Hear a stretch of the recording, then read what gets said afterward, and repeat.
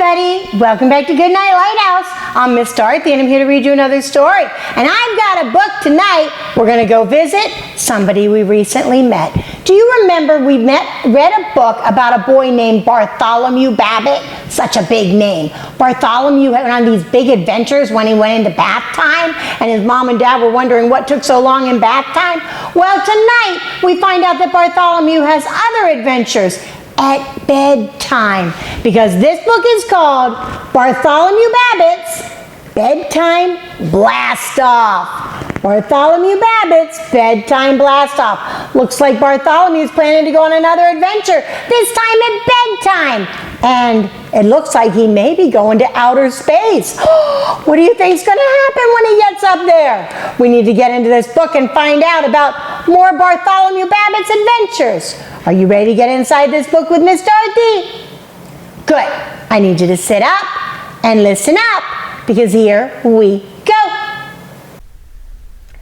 Bartholomew Babbitt's Bedtime Blastoff, written and illustrated by Andrew J. Hall. Bartholomew Babbitt had a very bad habit of playing in bed for hours and hours. Uh-oh, he's supposed to be going to sleep, but he's playing in bed.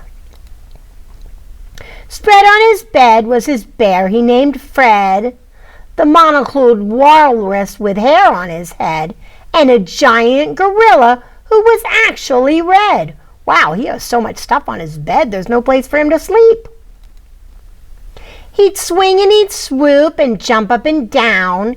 He'd pounce and he'd bounce and he'd run all around. That is not what you're supposed to do at bedtime. "Oh, all that noise," his father said with a grin. "I'd say an adventure is about to begin." Bartholomew's mother laughed with delight. Oh, what a fun, adventurous night. They know Bartholomew's getting ready to go on a bedtime adventure. Now, sitting in bed with eyes wide awake, his room began to rumble and tumble and shake. And there on his bedpost, rockets appeared.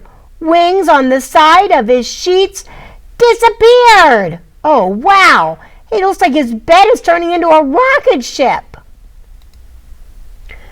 "Blast off!" he squealed in glorious delight, and his rocket ship bed soared off into flight, leaving the world down below and his house out of sight. Woo! There he goes. Shot into space they flew and they flew. On past a shuttle they waved at the crew. They zipped by the moon, and wouldn't you know, they sped by some aliens in a blue UFO. They're seeing everything up there. Flying by Jupiter and Venus and Mars, picking up speed, they set course for the stars. "Wallace," he grinned as they passed the space station. "Onward," said Fred, "to those bright constellations." Wow, is Fred driving the ship?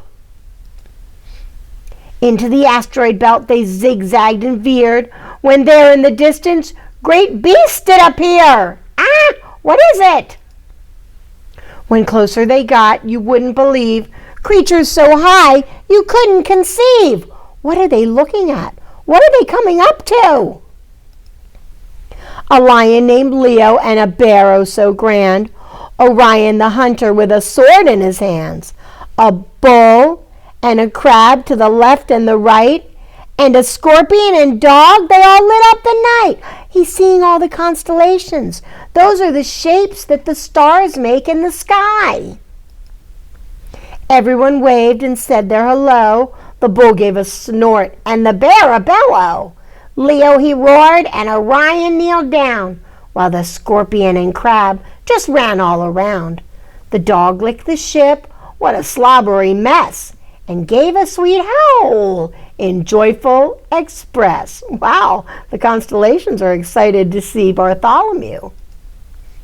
The creatures all smiled as the rocket sped by, and everyone waved to say their goodbye. On towards the sun the rocket ship flew, but boy was it hot for the rocket ship crew. They can't get too close to the sun. That would be way too hot. Bartholomew yawned and gave a big smile. It's time we head home. We've been gone for a while. Light speed, he said with eager command. Aye, said the gorilla from the helm that he manned. The gorilla is driving the ship. At lightning fast speed to the earth they did zoom, then made a soft landing back in their room. The bed's going right back where it's supposed to be. Tucked in cozy with stars overhead, Bartholomew Babbitt's asleep in his bed. His parents returned and kissed him good night, while hugging his crew in his arms he held tight. And Bartholomew Babbitt grinned with delight, 'cause of the fun in his bed, from morning till night. The end. And look, there's all the planets that Bartholomew went flying by. Wow! What an adventure! He went all the way to outer space. His bed turned into a rocket ship and he took off and he went around all the planets, all of them. And he got a little too close to the sun where it was really, really hot, so he had to move away from the sun. And then he landed back in bed just in time for Mom and Dad to come tuck him into bedtime. What a great book! What a big adventure! Bartholomew has a huge imagination. I really like that about him. I love pretending that I can do things like go off on rocket ships. It's so much fun, even at bedtime. Now, Bartholomew did play around way too much at bedtime, but I'm glad that when Mom and Dad came back in, he was all ready to get cuddled up and go to sleep, just like you need to do right now. I need all my little astronauts to get under their covers, get cuddled up, curled up, ready for a really good night's sleep. No more blasting off tonight. It's time for you to blast off to sleep. And I need you to get a really good night's sleep, and tomorrow, wake up refreshed, ready for a great day, filled with adventures, filled with fun, and filled with doing something that will make everybody happy. Obey, and obey right away. And then come back and see Miss Dorothy, because I'm going to be sitting right here, ready to read another book to you. Bye! Thanks for reading with Miss Dorothy. I hope you enjoyed this book, and I hope you'll come back soon to read another. What's your favorite book? Drop Miss Dorothy a note and let me know. I'll go find it and I'll read it to you. Be sure to subscribe, like, and share. I'll see you soon.